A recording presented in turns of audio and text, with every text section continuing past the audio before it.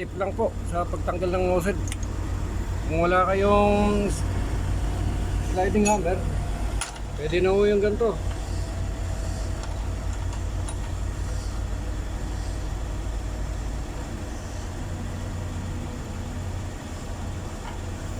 Lagyan lang ako ng bolt dito na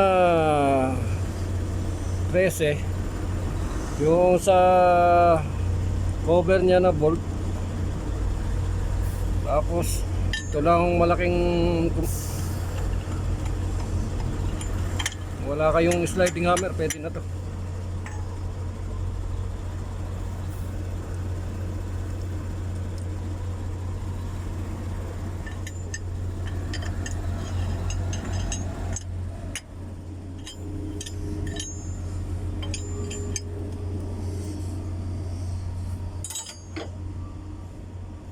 Mabilis po nga to kaysa sa sliding hammer. Yun lang po. Ano to, hard starting eh.